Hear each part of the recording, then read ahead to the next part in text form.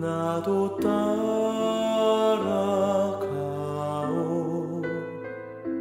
모든 물과 피를 흘리신 그 길을 나도 가오. 험한 산도 나는 괜찮소. 바다 끝이라도 나는 괜찮소. 죽어가는 저들을 위해 나를 버리길 바라오. 아버지 나를 보내주오. 나는 달려가겠소. 목숨도 아끼지 않겠소. 나를 보내주오.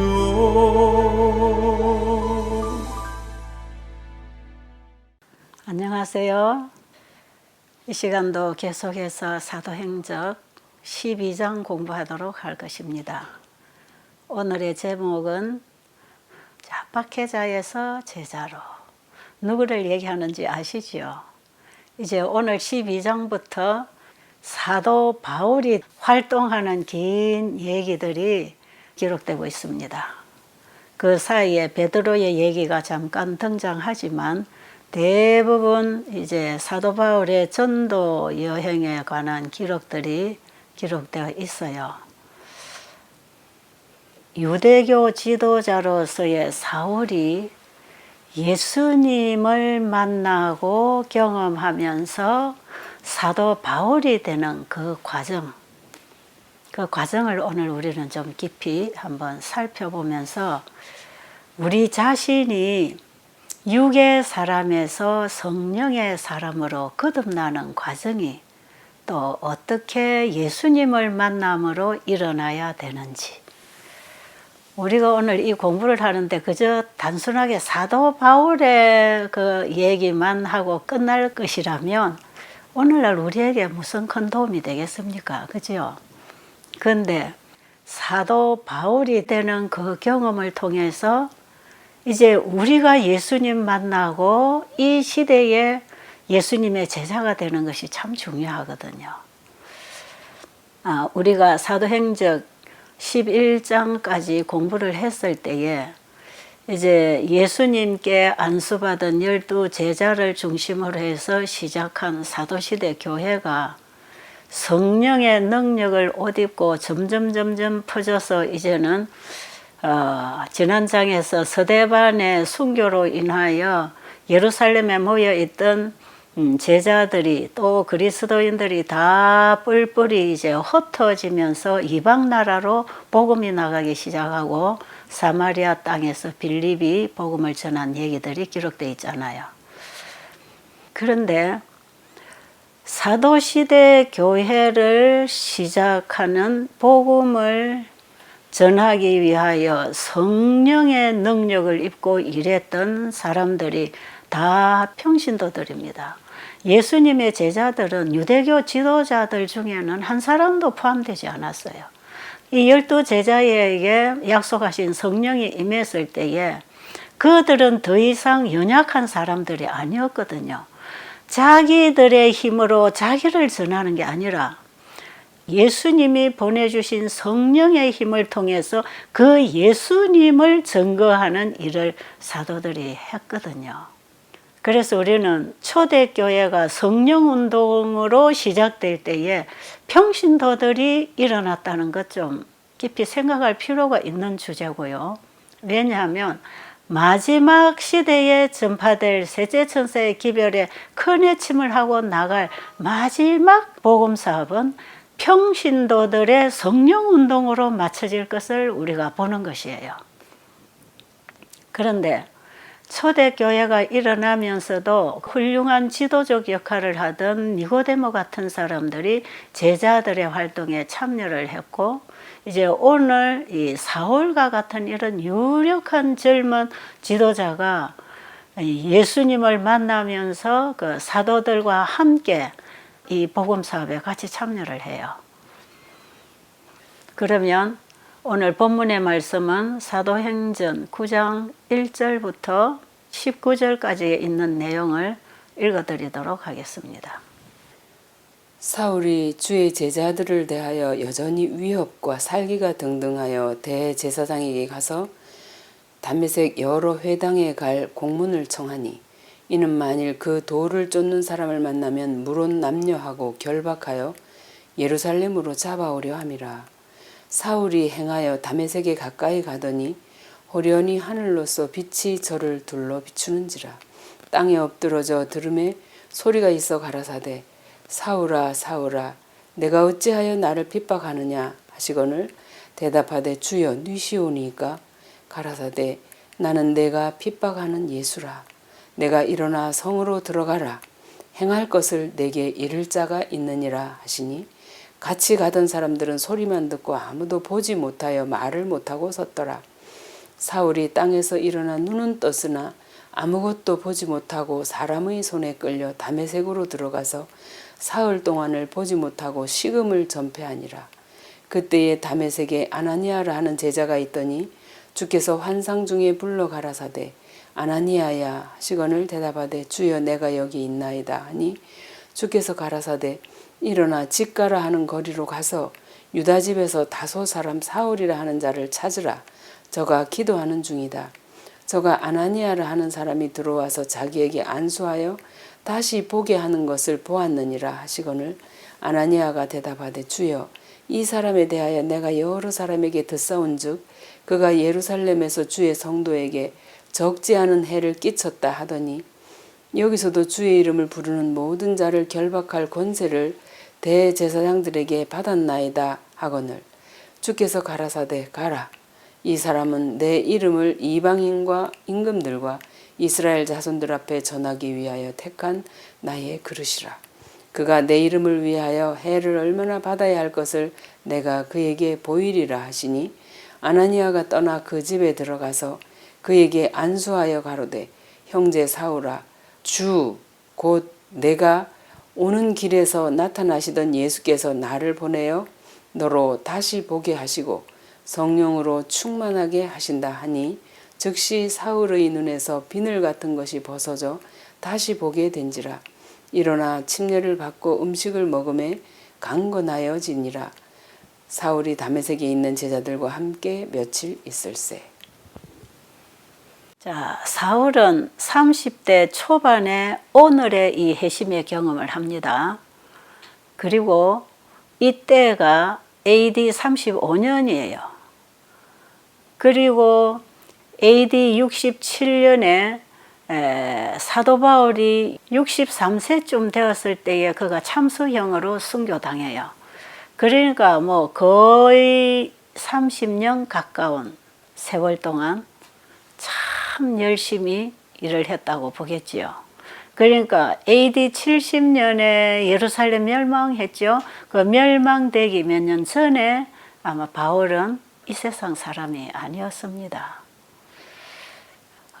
사울이 스데반의 죽음에 대한 모든 과정을 담당하면서 이 일로 인해서 사울은 상당히 유대교 지도자로부터 인정을 받게 되었고 그 일로 인해서 사내들인 의회에 회원으로 등용되면서 사울의 기세는 등등했습니다. 그래서 오늘 우리 본문 성경 9장 1절로 보니까 사울은 살기가 등등해서 대제사장들에게 가서 다메섹으로 가지고 갈 공문을 달라 그랬죠. 이 공문이 뭡니까? 그들을 체포해도 된다고 하는 영장입니다. 구속영장이라고도 하지요. 사울은 이 영장을 받아가지고 이제 다메섹에 가서 누구든지 예수를 믿는다든지 예수를 전하는 사람이 있으면 다 잡아 오려고 지금 그 일행과 함께 길을 떠나는 날이 바로 오늘이었어요. 사울은 로마 시민으로 태어났지만 그의 혈통으로는 유대인이었어요. 그리고 예루살렘에서도 가장 유명한 랍비들의 교육을 받은 사람이었기 때문에 훗날에 그가 자기에 대해서 소개할 때에 나는 가말리엘의 학문을 공부했다고 하는 그런 자기소개를 하지요. 그 가말리엘은 율법 교사로서 모든 유대교 지도자들의 신뢰를 받고 존경을 받는 지도자예요. 그러니까 유대교 지도자를 교육하는 지도자. 그러니까 상당히 권위가 있는 교육을 시키는 사람이 가말리엘인데 이 가말리엘의 교육을 사울 자신이 받았다고 얘기를 하지요. 빌립보서 3장 5절로 6절에 보면 사울은 자기 자신을 나는 이스라엘의 족속이요 베냐민 지파요 히브리인 중에 히브리인이요 율법으로는 바리새인이요 열심으로는 교회를 핍박하고 율법의 의로는 흠이 없는 자였다고 얘기합니다. 자기 자신이 이렇게 자기를 얘기할 수 있을 만큼 자신만만한 사람이었지요. 이런 자질을 갖춘 사울로서는 지금 자기 눈앞에서 일어나는 일들을 처리해 나가는 일에 있어서 무서울 게 없는 사람이에요. 힘으로나 용기로나 지식으로나 언변으로나 그의 순발력 있는 모든 것들이 정말 특출한 지도자였다고 그러지요. 유대교 지도자들 중에서도 특출한 재능과 비범한 지식을 가지고 있는 지도자라고 알려지고 있습니다. 이런 훌륭한 지도자를 가지고 있는 유대교는 이제 이 유력한 사람을 통해서 무모한 일들을 지금 감행하고 있는 것이지요. 그런데 사울이 스데반을 신문하고 재판하는 일에 있어서 스데반의 입에서 나오는 그분의 정언과 그 담대함과 평온함과 그 얼굴에서 천사와 같은 빛이 비치는 이 모든 모습을 지켜보면서 사울의 마음에는 어떤 깨달음이 왔지요. 그러니까 이 사람이야말로 하나님이 원하시는 그 일을 지금 하고 있는 사람이 아닌가 하는 생각을 했거든요. 그리고 그 스데반의 죽음을 마지막까지 지켜봤을 때 오직 자기가 전하는 그 도를 전하기 위해서는 자기의 믿음을 조금도 굽힘 없이 끝까지 죽음으로 고수하는 그 용기 있는 스데반을 본 이 사울의 마음에는 뭔가 자기가 하고 있는 일에 대한 확신치 않은 부분들을 보게 된 것이에요. 그래서 지금 우리가 하고 있는 이 일이 정말 옳은 일인가? 이런 의구심을 가지고 지도자들을 찾아갔을 때에 그들이 뭐라 그랬어요? 스데반에 대해서 그는 신성 모독자요 그가 전하는 그리스도는 협작꾼이라고 이런 식으로 몰아붙이면서 그들을 우리가 박멸해야 되는 거라고. 그렇지 않으면 하나님이 선택하셔서 세워주신 이 유대교가 지금 무너질 일들을 저들이 하고 있다고. 그러니 우리가 살기 위해서는 저들을 없애야 된다. 이런 결론이지요. 이런 말로 사울을 다 설득을 시켰어요. 그러니까 사울이 거기서 설득을 당하고 돌아옵니다. 여러분, 여기서 우리는 배울 교훈이 있지 않습니까? 사울에게 온 세미한 성령의 빛이 있었잖아요. 하나님께서는 이 일을 처리하고 있는 사울을 가만두셨겠습니까? 사울의 마음에 성령으로 진리로 깨우침을 주고 자각을 시켜서 뭔가 그 양심에 호소하는 성령의 음성이 왔단 말이에요.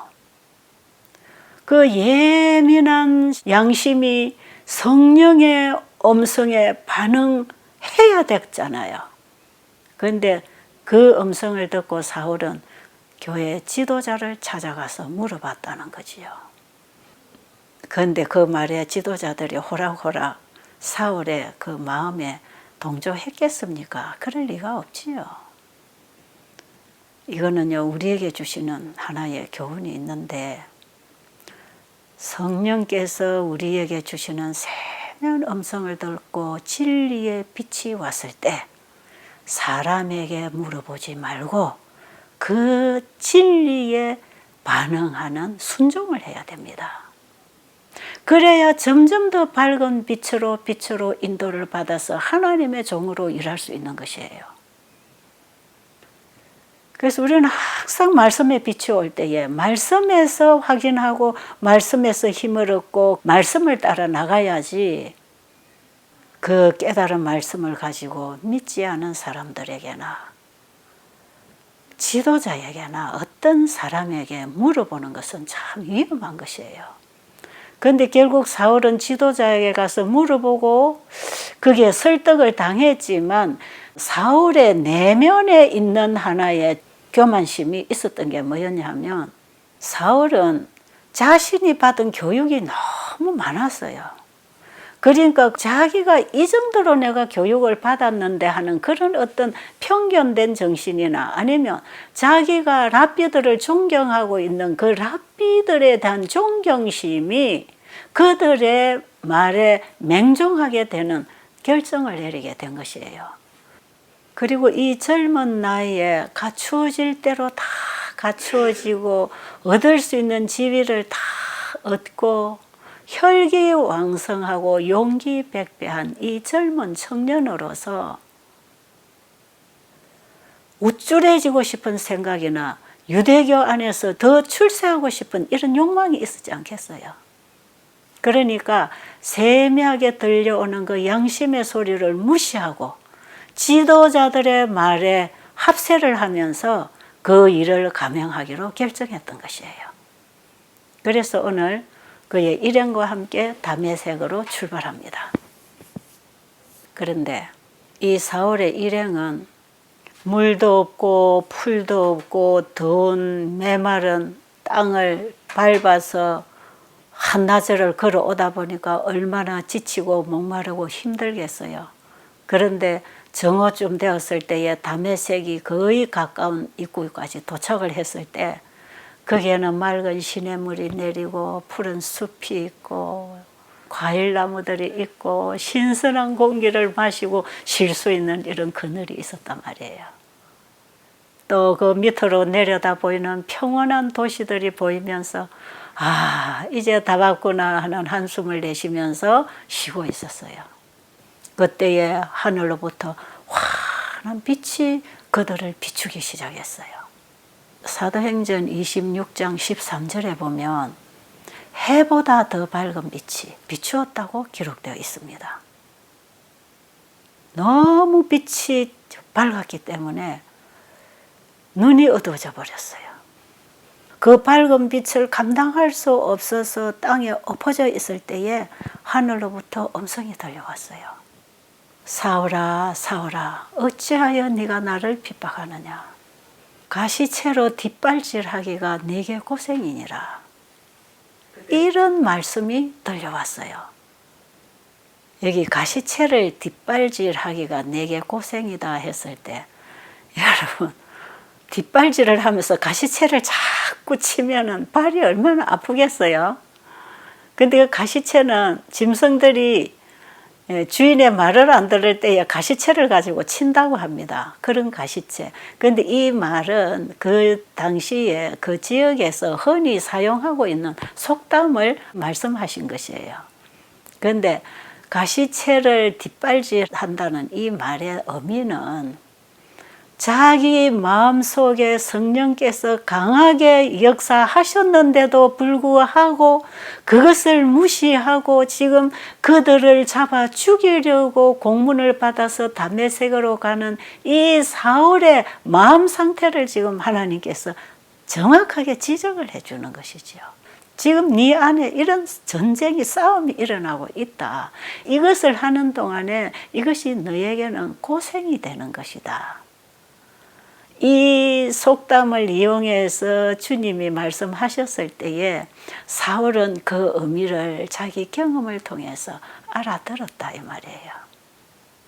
그때에 사울은 주여 니시니까 하고 물었어요. 그럴 때에 예수님께서는 나는 네가 핍박하는 예수라고 말씀하셨어요. 여러분, 지금 사울이 핍박하고 잡으러 가는 그 사람들은 예수님을 전하는 사람들을 지금 잡으러 가는데 예수님이 말씀하시기를 네가 핍박하는 예수라 했을 때에 예수님을 전하는 사람들을 예수님은 자신과 동일하게 취급하고 계시는 것이에요. 그런데 밝은 빛에 눈이 어두워진 사울과 그의 동료들은 어떤 음성이 들리기는 했지만 이 동료들은 못 알아들었는데 사울은 그 말을 다 정확하게 알아들었던 것이에요. 그리고 그에게 말씀하신 분이 사울 앞에 분명하게 나타나셨는데 그분이 예수 그리스도이셨습니다. 이제 사울은 그 영광스러운 모습으로 서 계신 예수님을 바라보면서 십자가에 못 박히셨던 그 예수님을 똑똑히 본 것이에요. 그 예수님을 직접 바라본 사울은 그 가슴에 예수님에 대한 전체적인 모습이 각인되었어요. 그분의 입에서 나오는 말씀들이 사울의 가슴을 찔렀고 사울로 하여금 지금까지 자신이 해온 일이 너무나 잘못됐다는 것을 깨닫기 시작했어요. 이런 사실을 깨닫게 되면서 사울은 자기 자신이 내가 지금까지 사탄이 하라는 일을 하면서 하나님을 대적하고 있었구나 하는 사실을 깨닫게 된 것이에요. 지금 사울의 가슴 속에 하늘의 빛이 환하게 비추면서 깨달아지는 이 순간에 사울의 마음은 놀랍도록 신속하게 움직임이 일어났어요. 그는 성경의 예언을 깨닫게 됐어요. 예수님에 대한 유대인의 거절, 그리고 예수님의 십자가의 죽음, 그 이후의 부활, 성천에 대한 메시아에 대한 모든 예언을 다 깨닫기 시작했어요. 그리고 스데반이 죽을 때에 보라 하늘이 열리고 인자가 하나님의 우편에 서신 것을 보노라고 했을 때 무엇을 보았는지를 지금 사울의 눈앞에 똑똑히 서 계시는 그분을 보면서 스데반이 죽으면서 하는 그 말을 이해하게 된 것이에요. 제사장들은 스데반이 이 말을 할 때에 스데반을 신성 모독자로 몰아붙였지만 사울은 이제 와서는 스데반이 한 그 말이 사실인 것을 다 알게 됐어요. 이제 사울은 확실하게 자기가 핍박하던 그 예수가 하나님의 아들이요 이 세상에 구주로 오신 메시아라는 사실을 확실하게 믿게 된 것입니다. 이 믿음이 사울을 바울되게 거듭나게 하는 믿음이었어요. 여러분, 사울은 이 당시에 직접 예수님을 보면서 믿게 되었지만 오늘날 우리는 사울처럼 우리 앞에 나타나는 그 예수님의 형상을 보고 믿도록 되어 있지 않아요. 오늘 우리는 그들이 보고 믿고 증거한 그 예수님을 기록한 구약과 신약의 성경을 읽어서 거기서 예수님을 보고 믿어야 되는 것입니다. 그래서 우리가 육의 사람으로 태어나서 성령의 사람으로 거듭나는 그 지점이 바로 오늘 사울이 본 이 예수님, 제자들이 직접 보고 듣고 경험하고 성령으로 증거한 그 예수님, 그 예수님을 오늘 우리는 성경을 통해서 만날 때 그분을 믿게 되고 그분을 믿음으로 내 안에 영접했다면 이제는 나를 위해 살지 않고 사도들처럼, 사도 바울처럼 그 예수님을 전하는 복음 전도자로서 우리의 남은 인생을 살게 돼 있는 것이에요. 사실 우리가 이 땅에 태어난 것은 선교사로 태어났다 그러잖아요. 예수님이 이 세상에 선교사로 오신 것처럼, 예수를 믿는 그분의 제자들이 선교사로 일한 것처럼, 오늘날 우리가 그분을 믿음으로 영접했다면 우리의 삶도 선교사의 삶을 사는 것입니다. 그래서 우리는 가정에서부터 선교사, 이웃에서, 교회에서, 내 나라에서, 외국 땅에서 우리가 할 수 있는 모든 자리에서 우리는 그분을 전하는 그 일로 인하여 우리의 삶이 꼴지어지게 돼 있다 이 말이에요. 우리가 가진 모든 재정과 시간과 지식과 에너지가 그분을 전하기 위하여 봉사하는 일에 바쳐지는 것이 선교사로 사는 것입니다. 이제 우리가 사도행전 남은 부분을 공부를 하면서 이 사도들이나 사도의 안수를 받은 이 바울이 어떻게 일을 하고 살았는지 우리가 그걸 보면 우리의 신앙이 오늘날 어떤 모습을 띠고 사라져야 될지 배우게 되는 것이지요. 이런 예수님을 지켜본 사울은 떨고 놀란 심정으로 주여 내가 어떻게 해야 되겠습니까? 하고 물었어요. 그때에 예수님께서는 일어나 성으로 들어가거라. 너에게 어떻게 해야 될 것을 가르쳐 줄 사람을 내가 보내줄 것이라고 하셨어요. 사울은 동료들과 함께 일어나서 더듬거리면서 유다의 집으로 들어갔지요. 거기서 사울은 3일을 보지 못하고 먹지 못하고 자지 못하고 고민했습니다. 내가 지금 이렇게 앞을 보지 못하게 된 이것은 내가 예수님을 핍박하고 제자들을 많이 죽인 그 죄값으로 내가 이런 벌을 받고 있다고 생각을 했기 때문에 앞으로 나에게 어떤 더 큰 벌이 주어질지를 몰랐기 때문에 너무나 두려웠어요. 그리고 괴로웠어요. 이런 시간을 3일을 보내는 동안에 사울에게는 몇 년이 지나간 것처럼 긴 시간으로 느껴졌다고 기록하고 있습니다. 그때에 하나님께서는 아나니아를 사울이 있는 곳으로 보내셨어요. 그리고 아나니아는 예수님의 대리자로서 지금 사울에게 안수합니다. 사울의 머리에 손을 얹고 안수할 때에 사울의 눈이 떠졌어요. 그리고 침례를 받고 사울에게 성령이 임했습니다. 예수님이 이 땅에 계실 때에 12 제자들에게는 직접 사도로서 일할 안수를 해 주셨던 것처럼 예수님 이 땅에 안 계시는 지금은 아나니아를 불러다가 예수님의 일을 대행하게 했어요. 그래서 사울을 사도 바울로 일하도록 안수해 준 것이에요. 그때에 바울은 새 사람으로 거듭나서 그의 인생의 완전한 전환점이 되는 놀라운 경험을 하고 일어나는 것입니다. 여러분, 우리가 예수님을 만나면 우리 인생의 전환점을 만나는 것이에요.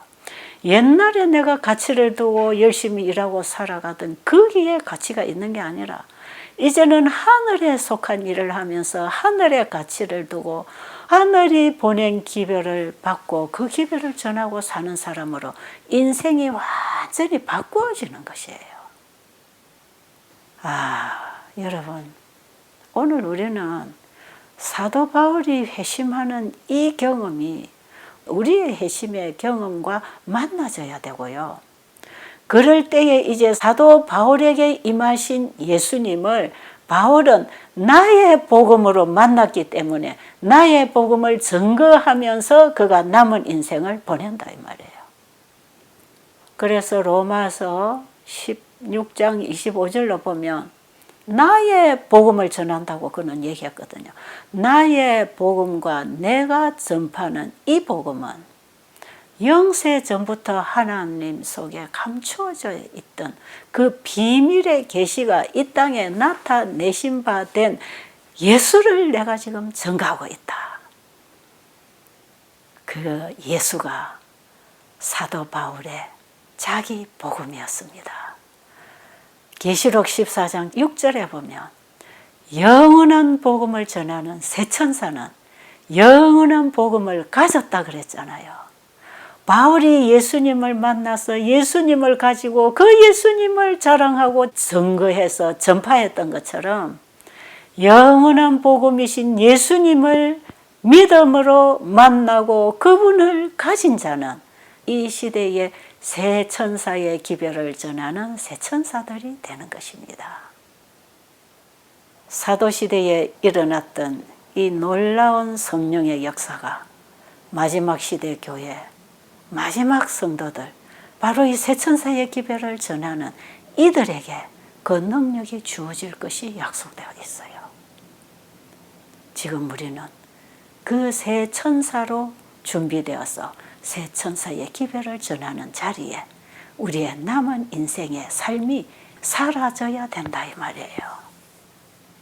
여러분, 새 천사 기별이 뭔지 아직도 잘 모르겠습니까? 누가 새 천사의 기별을 전할 사람들인지 아직 잘 모르시겠어요? 제가 시대서만 공부할 때 지금 사도행적을 공부하면서 계속해서 전체적인 맥락에서 새 천사의 기별과 새 천사가 어떻게 일할 것인지 계속 제가 지금 말해오고 있지요. 여러분이 계시록 14장 6절로 12절에서 마지막 시대에 크게 외쳐져서 이 세상 사람들로 하여금 재림 준비를 할 수 있도록 하늘이 보낸 이 시대의 현대 기별이 되는 이 새 천사의 기별 속에는 성경 전체 복음이 다 만나면서 복음 전체가 완전한 복음으로 회복되는 기별이에요. 그래서 이 복음은 완전한 사람을 만들고 완전한 복음이고 완전한 복음 사업을 마칠 것이기 때문에 여기에는 우리의 완전한 헌신이 일어나야 되고 하나님의 성령이 부어져서 그 복음 사업이 맞춰져야 되는 것이에요. 지금 이 시대에 재림 교회 성도로서 새 천사의 기별 사명을 받고 있다고 생각하는 여러분이나 저는 그냥 어떻게 하다가 그냥 내 구원 하나를 받기 위해서 절절절절 매다가 그냥 떨어지는 이런 신앙을 하는 사람이 아니에요. 이 사람들은 이 세상에서 특별하게 부름받은 백성들입니다. 그 기별을 이 교회에 준 거거든요. 그래서 새 천사의 기별을 가지고 전할 이 교회, 이 마지막 때 하나님의 교회에 하나님의 기대는 우리 전부를 요구하시는 것입니다.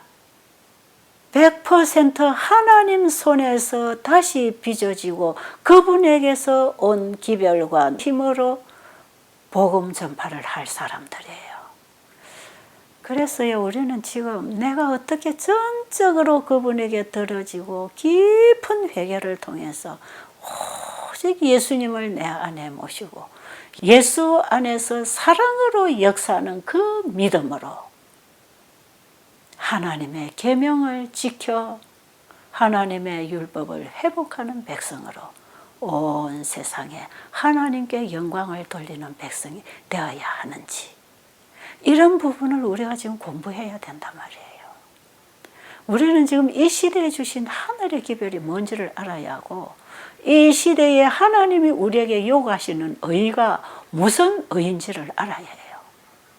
그건 하나님이 우리에게 맡겨주시고 선물로 주신 완전한 하나님의 품성의 의, 이것을 우리가 소유하려면 내가 죽고 예수님이 내 안에 나의 전부가 될 때 예수님을 통해서 하나님의 의를 소유하는 백성이 되고, 이 의를 소유한 백성이 슬기로운 5처녀고, 이 슬기로운 5처녀가 혼인잔치에 들어가서 거기서 조사심판을 받게 되는 것이에요. 그런데 슬기로운 처녀가 신랑과 함께 혼인잔치에 들어갔잖아요. 마태복음 22장에 보면 임금이 잔치를 배설하고 손님에게 나눠준 옷을 입고 가서 앉았는지 조사한다 그랬죠. 그 조사 심판이 지금 하늘에서 시행되고 있는 조사 심판이에요. 그래서 지금 하늘에서 이루어지고 있는 이 조사 심판은요, 미련한 처녀에 해당하는 사람들은 아무도 못 들어가요. 그래서 이 심판은 악인을 조사하는 게 아닙니다. 그래서 이 조사 심판이야말로 우리 인류에게 영원한 복음이 되는 것이에요. 여기서 우리의 영원한 운명이 결정되는데, 예수님을 믿음으로 말미암아 하나님의 의를 소유하고 혼인잔치에 들어갔다면 하나님이 주신 그 옷을 우리가 입었는지를 조사해서 그들의 죄를 완전히 도말해버리고 거기에다가 하나님의 권능을 부어서 온 세상을 환하게 하는 늦은 비에 큰 해침에 나가도록 해주실 것이다 이 말이에요. 각시대 대쟁도 483페이지에 보면 진심으로 죄를 회개하고 예수님의 피를 그들의 속죄 제물로 받아들인 자들은 하늘에 기록되어 있는 그들의 이름 아래 용서받았다고 하는 사인이 주어진다 그랬어요. 이들은 그들이 회개한 죄가 용서되었을 뿐 아니라 그들이 회개함으로 자신을 주님께 드리고 주님을 자신의 주인으로 영접해서 예수님이 가지신 그 의를 가지고 있기 때문에 그들의 품성이 하나님의 율법과 조화를 이루게 되는데, 이렇게 될 때에 그들의 죄가 도말된다 그랬어요. 그렇기 때문에 이 세상에 보내진 영원한 복음은 예수를 믿음으로 말미암아 하나님의 의를 받아서 영생으로 들어오라고 하는 복음인데, 이것이 창세기 3장 15절에서부터 선언되었고 예수님이 하늘 지성소에서 마지막 조사 심판을 하는 이 혼인잔치에서 이 속죄 사업이 끝나는 것이에요. 그렇기 때문에 첫째 천사와 둘째 천사와 셋째 천사 기별이 다 하나의 기별로 연결된 기별인데, 이것이 예수님을 믿음으로 말미암는 의를 소유했을 때 어떻게 거듭나고 성화되고 그러면서 바벨론에서 나와서 하늘 지성소 예수님의 속죄 사역하시는 혼인잔치에 들어가는가 하는 여기까지의 전체적인 구원의 길을 구약에는 성소 진리를 통해서 그 청사진을 미리 보여주셨어요. 그래서 이 세 천사의 기별은 구원의 청사진입니다. 그래서 칭의, 성화, 영화가 다 예수님을 믿음으로 말미암은 하나님의 의를 가지고 살아가고 마지막에 죄 도말을 받는 그 백성을 가리키고 있기 때문에 믿음으로 말미암은 의가 영원한 복음이고, 이것이 저 성경 전체의 복음이 만나서 하나의 복음으로 외쳐지는 셋째 천사 기별의 핵심이 믿음으로 말미암는 의입니다. 자, 여러분 여기서 좀 현대 기별이 적용이 되면서 이해가 되시겠습니까? 자, 오늘날 셋째 천사의 기별을 전할 이 세 천사들은 사도 바울이 만난 그 경험을 해야 된다 이 말이에요. 여기서부터 중생의 경험, 첫째 천사 기별을 받아들인 거거든요. 그래서 사도 바울은 첫째 천사 기별을 받은 것이에요. 그리고 그의 전 생애를 통해서 둘째 천사 기별 속에 들어가서 일했던 사람이에요.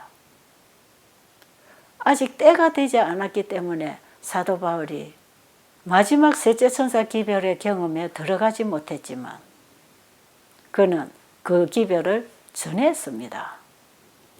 그래서 로마서 8장 29절로 30절에 보면 이 전체적인 기별을 쓰고 있지 않습니까? 읽어드리고 마치겠습니다.